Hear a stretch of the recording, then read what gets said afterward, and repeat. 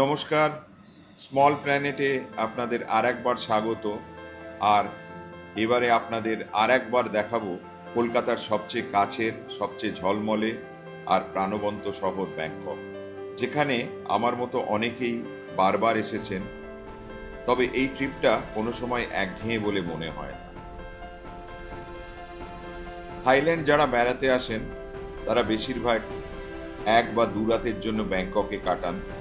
তাই এবারের পর্বে আমরা দেখাবো 1 দিন 2 রাতের মধ্যে কিভাবে আকর্ষণীয় করে তোলা যায় এই ব্যাংককের ট্রিপ। ব্যাংককের সুবর্ণভূমি এয়ারপোর্ট থেকে ছবি শুরু। কলকাতা থেকে রোজ 7-8টা ফ্লাইট ব্যাংককে আসছে। তবে ব্যাংককের ট্রাফিকের যানজট এড়িয়ে মেট্রো ধরে চলেছি শহরের বিখ্যাত হোটেল পাড়া সুকুমভিটে আমাদের হোটেল ম্যারিয়ট মার্কুইজে। হোটেলের বিশেষ আকর্ষণ 38 তলার রুফটপ বারে সূর্যাস্ত। আর এখান থেকে শুরু করব ব্যাংককের পরিক্রমা। পৌঁছে গেছি স্টিয়াম স্কাই ওয়াকে, আর এর আশেপাশেই রয়েছে সমস্ত অ্যাট্রাকশন। এখানে 3 কিলোমিটারের মধ্যে সমস্ত অ্যাট্রাকশন রয়েছে। তো এই জায়গাটা হেঁটে বেড়ানোর পক্ষেই ভালো। এখানে রয়েছে সমস্ত নামকরা শপিং মল। এইদিকে দেখতে পাচ্ছেন শ্যাম প্যারাগন, আর একদিকে এমবিকে, আর একটু এগিয়ে গেলেই সেন্ট্রাল ওয়ার্ল্ড। এই পুরো জায়গাটা আমরা যত তাড়াতাড়ি পারি আপনাদের একটু দেখাবো। আর এই জায়গাটা আর একটা কারণে বিখ্যাত, এখানে একটা ওয়াকিং স্ট্রিট আছে। এটা বলতে পারেন যে এটাও ডাইনিং, শপিং, নাইট লাইফের জায়গা। যেখানে সমস্ত রকমের shopping, dining, street food, street shopping সব কিছু পাওয়া যাবে। তাছাড়া এই মলের মধ্যেই রয়েছে একটা অ্যাকোরিয়াম, যেটা খুব সুন্দর। মাদাম তুসোরও গ্যালারি এখানে রয়েছে। তো এই জায়গাটা ঘুরে বেড়ানোর পক্ষে খুব আদর্শ, বিশেষ করে যখন বাইরে প্রচণ্ড রোদের তাপ থাকে, তখন এই শপিং মলগুলো এবং আশেপাশের এরিয়াটা ঘুরে বেড়ানো খুব ভালো। এই সন্ধ্যের দিকে ওয়াকিং স্ট্রিট বেড়ানোর পক্ষে খুব আদর্শ।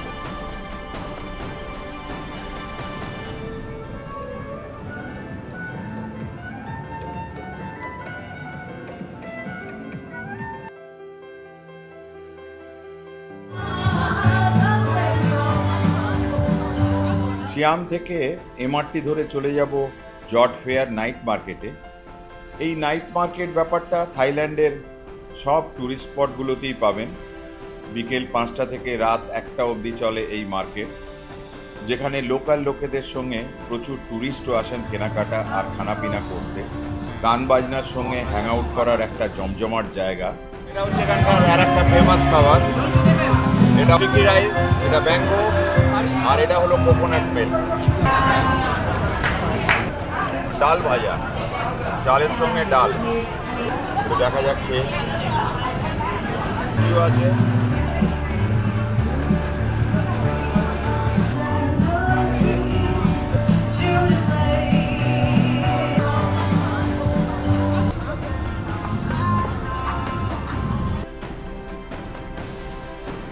আমরা এসেছি ব্যাংককের চায়না টাউনে। এটা চায়নার বাইরে পৃথিবীর সবচেয়ে বড় চায়না টাউন। আমাদের কলকাতাতেও চায়না টাউন আছে, অনেক বড় এই চায়না টাউন, বিশাল এরিয়া। কিন্তু এইটুকু হচ্ছে ওইদিকে 100 ফুট আর এইদিকে 100-200 ফুট, মানে 500 মিটারের মধ্যে যত হার্টথ্রব। এখানে দেখবেন যে হাজার হাজার লোক ঘুরে বেড়াচ্ছে। সব যাকে বলে যে সেলিব্রিটি রেস্টুরেন্ট আছে। রেস্টুরেন্ট মানে একদম স্ট্রিট রেস্টুরেন্ট, অত্যন্ত সাধারণ। তাদের মধ্যে আবার মিশেলিন স্টারও আছে। তো এই একটা ব্যাপার, যে জন্যে সবাই এখানে আসেন। আরও অনেকগুলো ব্যাপার আছে। চায়না টাউনে নিজস্ব মার্কেট আছে, চাইনিজ মার্কেট আছে। তো তার চেয়ে যেটা সবচেয়ে বেশি হাইলাইট করে এটা, যে এখানে সবাই সন্ধেবেলা খেতে আসে। 5টা থেকে চলবে এখন 11টা-12টা অবধি। সবাই আসবেন, খাবেন, চলে যাবেন। মিশেলিন স্টার রেস্টুরেন্ট মানে চেহারা দেখলে কেউ বলবে, অ্যাকচুয়ালি মিশেলিন স্টার বলতে আমরা বুঝি বোধহয় একটা বিরাট হাইফাই ব্যাপার, একটা ফ্রেঞ্চ ব্যাপার। আসলে তা নয়। যাই হোক, এটাতে একটা স্লিপ পাওয়া গেছে। এদের বিশেষত্ব ওটাও তাই, ওয়ে চাপ বলে, এটা রোল নুডলস। তো এরম মিশেলিন স্টার ব্যাংককে অনেক আছে। তো মিশেলিন স্টার ব্যাপারটা আমি একটু ডিকোড করে দিই। মিশেলিন অ্যাকচুয়ালি একটা টায়ার কোম্পানি। ওই টায়ার কোম্পানির মালিকরা দুই ভাই হঠাৎ ঠিক করলো, হয়তো দুজনেই খেতে ভালোবাসে, ভোজন রসিক ছিল, ঠিক করলো যে আমরা একটা স্টার রেটিং করব পৃথিবীর সমস্ত রেস্টুরেন্টগুলোকে, কে কীরম ভালো, এবং প্রত্যেক বছর এটাকে একটা করবো, রেটিং দেবো, এবং সে কন্টিনিউয়াসলি ভালো কিনা। তো এই রেটিংয়ের ভিত্তিতে পৃথিবীর বিভিন্ন জায়গায় প্রচুর মিশেলিন স্টার রেস্টুরেন্ট তৈরি হয়েছে এবং এটার নাম হয়ে গেছে। যেরকম আমাদের একটা অ্যাওয়ার্ড উইনিং হয়, বিভিন্ন জিনিসের অ্যাওয়ার্ড উইনিং, এটাও একটা অ্যাওয়ার্ড উইনিং হয়ে গেছে খাওয়ার ক্ষেত্রে মিশেলিন স্টার। তো কিন্তু এখন এখানেও প্রচুর রেস্টুরেন্ট হয়ে গেছে মিশেলিন স্টার, সারা পৃথিবীর সব জায়গাতেই হয়ে গেছে, এবং লোকে ওই লেভেলটা দেখে অনেকেই খেতে আসে। দেখা যাক লেভেল কীরকম কাজ করছে। কথা, এই স্যুপটা হচ্ছে টেংরির জুস টাইপের। কত রকম জিনিস দিয়ে এই স্যুপটা তৈরি হয় এটা আমি বলতে পারবো না, তবে স্যুপটা সবাই খান, কেউ জিজ্ঞেস করেন না ভাই কী দিয়েছে।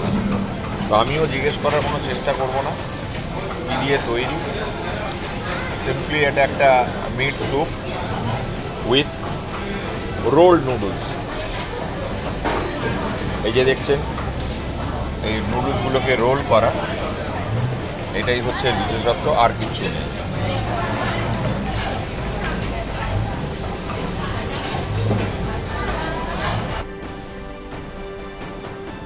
চায়নাটাউনের খুব কাছেই আছে প্যাটপং নাইট মার্কেট।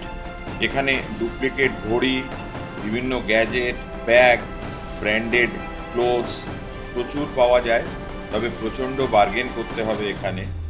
এছাড়া আছে স্ট্রিট শপিং আর স্ট্রিট ফুড।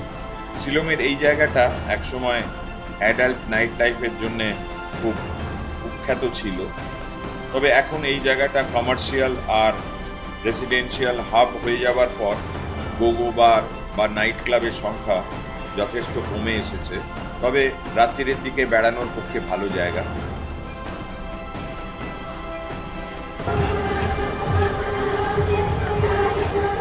প্যাটপং মার্কেটের খুব কাছেই আছে একটা ট্রেন্ডি এবং মডার্ন জায়গা। এই 5 তলা রুফটপ বারে এখন এসেছি, প্রায় 11টা বাজে, আর গম গম করছে এই বার, যার নাম আনকালচার্ড রুফটপ বার। যার বিশেষ আকর্ষণ শিলং শহরের স্কাই স্ক্র্যাপার আর স্কাই ট্রেনগুলোর আসা যাওয়া উপভোগ করতে করতে ক্যারাওকে মিউজিকের সঙ্গে গান শোনা, সব ধরনের পানীয়, হালকা স্ন্যাক্স পাওয়া যায়। তো আমি বসে পড়েছি একটা ভার্জিন মোহিতো নিয়ে, যদিও এটা রুফটপ বার, অ্যালকোহল অর্ডার করতে হবে এরকম কোনো কথা নেই, যেটা ভাল লাগে।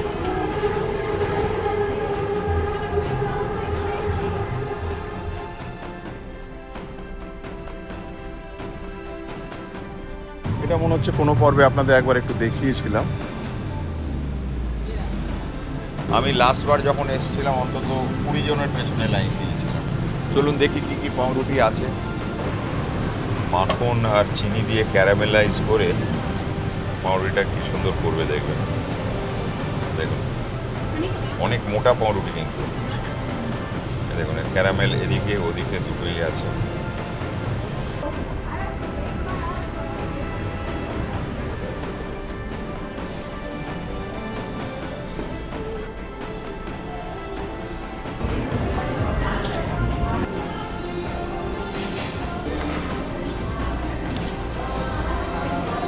পাউরুটি থেকে যে এত সুন্দর গন্ধ বেরোতে পারে আমার কোনোদিন আইডিয়া ছিল না। হোয়াইটি কাস্টার্ডে এটা ফ্রেঞ্চ টোস্ট।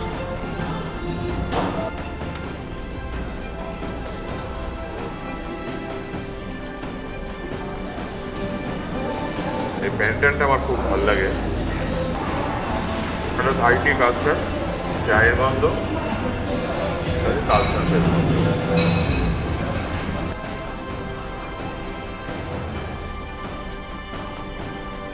খুব ভোরে বেরিয়ে পড়েছি সূর্যোদয়ের মন্দির দেখব বলে, তবে তার আগে একটা জায়গায় আপনাদের নিয়ে যাব যার নাম পাক ক্লং তালাত ফ্লাওয়ার মার্কেট, যেখানে আপনি শুধু ফুল দেখবেন না, অনুভব করবেন ব্যাংককের প্রাণস্পন্দন, যার সঙ্গে মিশে আছে শ্রদ্ধা, ভক্তি, যার প্রকাশ ঘটেছে এই ফুলদের রং আর সুগন্ধে।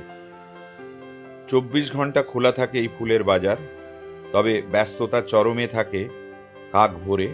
আর আমিও ক্যামেরা হাতে চলে এসেছি ভোর 5টায়। রাস্তার দুধারি ফুল, এদিকটা একটু ভেজিটেবলস ফ্রুট মার্কেট আছে, সে ভেজিটেবলস মার্কেটও বসে গেছে সকালবেলা। আমাদেরও ভেজিটেবলস মার্কেট একসময় খুব সকালে বসতো, এখন একটু দেরিতে বসে। আরও একটা কথা এখানে বলা দরকার, সেটা হচ্ছে যে এদের ভক্তি কিন্তু যথেষ্ট উচ্চমানের। ব্যস্ত শহরের মানুষের ভিড়ে ছবি তোলার আদর্শ জায়গা। ফ্লাওয়ার মার্কেটের পাশেই রয়েছে চাওপ্রায়া নদী, আর নদীর ধারে গড়ে উঠেছে বিখ্যাত মন্দির ওয়াট অরুণ। একদম সকাল, এখনো সূর্যোদয় হয়নি। ওয়াট অরুণ কথাটার মানেই হচ্ছে সূর্যের মন্দির। 1767 সালে মন্দিরের কাজ শুরু করেন রাজা তাকসি। অনেক উত্থান পতনের সাক্ষী হয়ে দাঁড়িয়ে আছে এই মন্দির। ইতিহাস, স্থাপত্য, ধর্ম আর সংস্কৃতির এক অনন্য সংমিশ্রণ। 80 মিটার উঁচু এই চূড়ায় ওঠার জন্য সিঁড়ি আছে, আর ওপর থেকে চাওপ্রায়া নদী ও তার আশেপাশের দৃশ্য মনোমুগ্ধকর। আর সূর্যোদয়ের ছবি তোলার জন্য আমার মতো টুরিস্টরা ছুটে আসেন এই মন্দিরে। ওয়াট অরুণের পিয়ার থেকে 3 ঘাট দিয়ে ফেরিতে চলে যান নদীর ওপারে বিখ্যাত টেম্পল কমপ্লেক্সে। এখানে পাবেন গ্র্যান্ড প্যালেস বা রাজার বাড়ি। রাজাকে এখানে সবাই খুব ভক্তি করেন। আর তার পাশেই রয়েছে ওয়াটপ্রা কিউ, যেটাকে এখানে এমারেল্ড বুদ্ধা টেম্পল বলা হয়। রোদের তাপ আড়াতে সবাই এখানে সকাল সকাল চলে আসেন। সকাল 8:30টার সময় খোলে, টিকিট আছে। আর এর আর এক পাশে রয়েছে ওয়াটপ্রা চেতুফন, যেটাকে ওয়াটপো বলা হয়। এখানে দেখতে পাবেন শায়িত বুদ্ধা বা রিক্লাইনিং বুদ্ধাকে। এই পুরো কমপ্লেক্সটা আমরা ব্যাংককের প্রথম পর্বে দেখিয়েছি, তাই এখন মন্দিরের ভেতর না গিয়ে ব্যাংককের আর একটা আকর্ষণ চাওপ্রায়া স্কাই পার্কে চলে যাব। এটা এমন একটা পার্ক যেটা মাটিতে নয়, আকাশে, একটা ব্রিজের ওপর, যা শুধু পারাপারের জন্যে নয়, প্রকৃতি উপভোগ করার জন্য। একসময় এটা পরিত্যক্ত একটা ব্রিজ ছিল, এর পাশে দুটো নতুন ব্রিজ তৈরি হয়েছে, আর এটাকে খুব সুন্দর করে সাজানো হয়েছে। তো অ্যাকচুয়ালি এখানকার ট্যুরিস্ট গাইডরাও সবসময় খুব ভালো গাইড করে না, তারা যেখানে কমিশন আছে সেটাই গাইড করে। যেমন এটা ফ্রি পার্ক, এখানে গাইড করার কিছু নেই।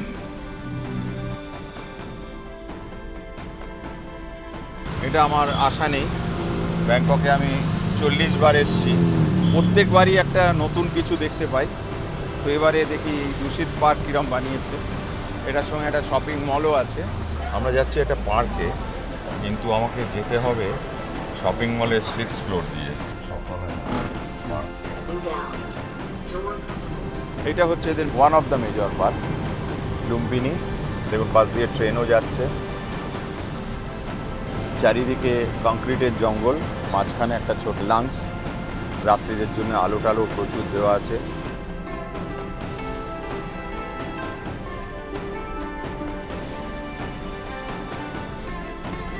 ভারী সুন্দর লাগছে। আর সকালবেলা এক কাপ কফি খেয়ে বেরিয়ে পড়েছি এসব দেখতে। দূষিত একটা বড় গ্রুপ। তো এটা সারা থাইল্যান্ডে হোটেল রয়েছে। ছবি তুলে আর আশ মিটছে না। ঠেলে তুলে মেঘগুলো বেরিয়েছে, আর দেখছেন স্কাই রাইজের ওপর একটু একটু করে সব মেঘ লেগে রয়েছে। এবার পার্ক থেকে একদম শপিং মলে লাইফস্টাইলের আর একটা অঙ্গ এই কার। পিকিনিজ ডাক, বিখ্যাত খাবার, রোস্ট করা রয়েছে। টিপিক্যাল শপিং মল, মানে একদম যাকে বলে ব্র্যান্ড নিউ শপিং মল। দেখছেন চারিদিকে একদম ঝাঁকঝাক ঝাঁকঝাক করছে।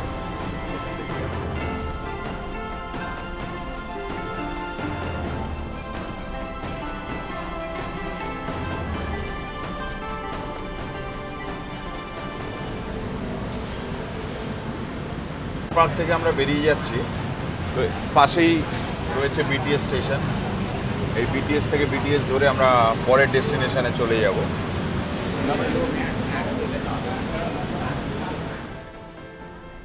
4টে স্টেশন 80 টাকা, তার মানে হলো পার স্টেশন 20 টাকা করে। তো আমরা এখন যাব নদীর ধারে। আমার ট্রেন এসে গেছে। আর শুধু তাই নয়, এই ট্রেনের ছবি তোলার জন্য একটা ভারী সুন্দর জায়গা আছে। আমি দেখাচ্ছি পুরো জায়গাটা, যেন একটা জায়গাকে ওরা ছবি তোলার জন্য রেখে দিয়েছে, মানুষ এই সুন্দর ছবিটা যাতে তুলতে পারে। চলুন।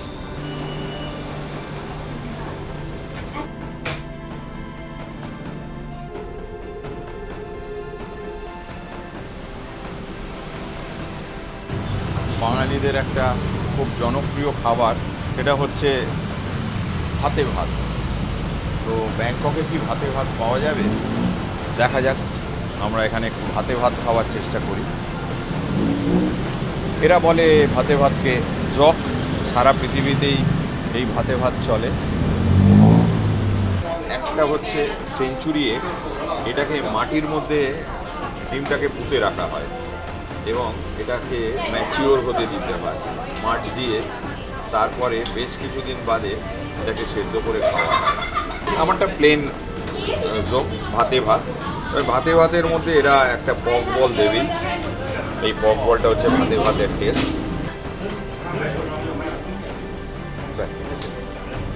আমাদেরই ভাতে ভাত, তবে একটু বেশি ম্যাশ করা। আর এর মধ্যে আদার কুচি দেওয়া রয়েছে, স্প্রিং অনিয়ন দেওয়া রয়েছে, এগ দেওয়া রয়েছে, সবই দেওয়া রয়েছে এর মধ্যে। সুতরাং আর কিছু মিক্স করার দরকার নেই। শুধু এরা নুন খায় না আলাদা করে, এতে নুন আসে বিভিন্ন সস থেকে, ওই সসটা আপনাকে অ্যাড করে দিতে হবে। এটা হচ্ছে সফট বয়েল এগ দিয়ে, আর ওইটা সেঞ্চুরি এগ দিয়ে। দুটো এর মধ্যে এটাই ডিফারেন্স। আর একটা ব্যাপার লক্ষ্য করেছো, একটা স্মোকি ফ্লেভার আছে। মনে হচ্ছে যেন তলা ধরে গেছে, কিন্তু তা নয়। এটাকে ইচ্ছা করে একটা স্মোকি ফ্লেভার দেওয়া রয়েছে, এই জন্য এটা খেতে আরও ভালো লাগছে। এবারে দেখাবো ব্যাংককের একটা আজব ট্রান্সপোর্টেশন। সেটা হচ্ছে পুরো ব্যাংকক ঘোরা যায় এই বোটে করে। আর এর সবচেয়ে বড় অ্যাডভান্টেজ হচ্ছে এখানে কোনো ট্রাফিক জ্যাম নেই, আর প্রত্যেক ইম্পর্টেন্ট জায়গায় একটা করে স্টপেজও আছে। তো এই বোটটা হচ্ছে সবচাইতে চিপেস্ট এবং ভেরি কনভিনিয়েন্ট।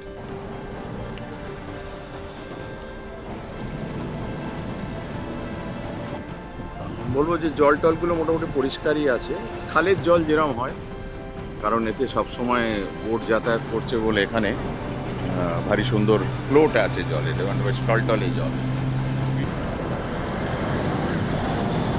লাস্ট স্টপ এসে গেছি এবং এটা খুব বিখ্যাত স্টপ, সবাই নেমে যাচ্ছে দেখছেন, এটাই লাস্ট স্টপ। এবারে আমি যদি কোনো জায়গায় যাই তাহলে আমাকে আবার পরের পিয়ার থেকে চেঞ্জ করতে হবে।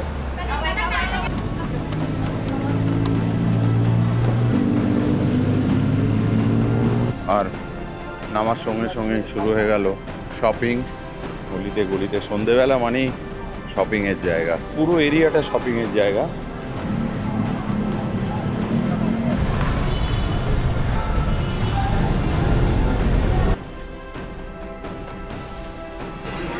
এটা হচ্ছে বিগ সি সুপার সেন্টার, সত্যিকারেরই সুপার সেন্টার। আমরা দেখাচ্ছি, দেখলে বুঝতে পারবেন। আলপিন টু এলিফ্যান্ট সব কিছুই পাওয়া যায়, এমন কোনো জিনিস নেই এখানে পাওয়া যায় না, এবং ন্যায্য দামে পাওয়া যায়।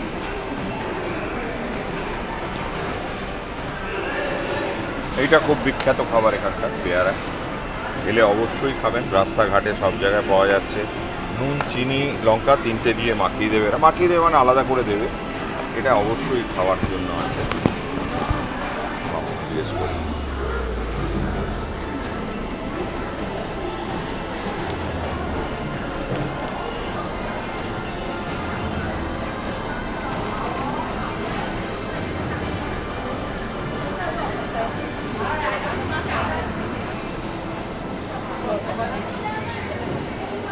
অর্ডার দিয়েছি। এখানকার বিখ্যাত খাবার হচ্ছে পাটসিউ, মোস্ট কমন ফুড। ওই জিনিসটা আমাদের কাছে পাওয়া যায় না, এটা হচ্ছে গাইলান, এটা চাইনিজ ব্রকলি বলে। খুব কড়া আছে তৈরি করা, কড়াটাকে আগে একদম পুড়িয়ে তারপরে নুডলস গেল। এই নুডলসটাই হচ্ছে এদের, এটা হলো একটা মিক্স এটা লাইট সয়া সস, এটা ডার্ক সয়া সস। তবে এটা প্যাকেটের নুডলস দিয়ে ভালো হয় না, এটা ফ্রেশ নুডলস কিনতে হয়। এক একটা ফ্লোরে এটাতে ফুড এখানেই খেলাম। বাট সিউ মানে হচ্ছে সয়া সস। থাইল্যান্ডে একটা বড় আকর্ষণ নাইট মার্কেট। এগুলো মোটামুটি উইকেন্ডেই চলে। এখানে লোকাল লোকেরা বেশি আসেন, তাই ট্যুরিস্টদের কাছে এটা খুব পকেট ফ্রেন্ডলি অপশন। তবে শহরের মাঝে এই নাইট মার্কেটগুলো অনেকটা জায়গা জুড়ে আছে বলে এগুলোকে আস্তে আস্তে ফাঁকা জায়গায় নিয়ে যাওয়া হচ্ছে। এই পর্বে আমরা একটা জট ফেয়ার নাইট মার্কেট দেখিয়েছিলাম, ওটাকে সংকুচিত করে নিয়ে আসা হয়েছে এই শ্রীনাগারিন অঞ্চলে, আর এর নাম হয়েছে জটফাই ট্রেন নাইট মার্কেট। জায়গাটা খুব বড়, কুল কিনারা বা পার্কিং পাওয়া একটু মুশকিল, তবে প্রচুর খাদ্য সামগ্রীর মধ্যে হারিয়ে যেতে পারেন। হাতে ক্যামেরা থাকলে অবশ্যই কাজে লাগবে। নাইট মার্কেটের সব বিশেষত্ব এখানে পাবেন। সারা বিশ্বের কুইজিন, গার্মেন্ট, ডুপ্লিকেট ঘড়ি, গ্যাজেট, ভিন্টেজ শপ, সুভেনিয়ার আর নাচ গানের মধ্যে খুঁজে পাবেন রিয়েল থাই ভাইবসটা। আর একটা বিশেষত্ব আছে, সেটা হলো যে নামে এটা নাইট মার্কেট হলেও এখানে পাবেন পরিত্যক্ত একটা এরোপ্লেন, আর তার নিচে রয়েছে এক অভিনব পেট্রোল পাম্প। এটা বেশ মনোমুগ্ধকর দৃশ্য, আর এই দৃশ্য দেখেই চলে যাব এয়ারপোর্টে, যেখান থেকে আমার ফেরার ফ্লাইট ধরতে হবে। এই পর্বটা যদি ভালো লাগে অবশ্যই একটা লাইক বা কমেন্ট দেবেন, আর সাবস্ক্রাইব আর শেয়ার করে আমাদের একটু উদ্বুদ্ধ করবেন। প্রত্যেক সপ্তাহে এরম একটা পর্ব আপনাদের কাছে হাজির করব। আশা করি দেখবেন এবং ভালো থাকবেন। Happy travelling.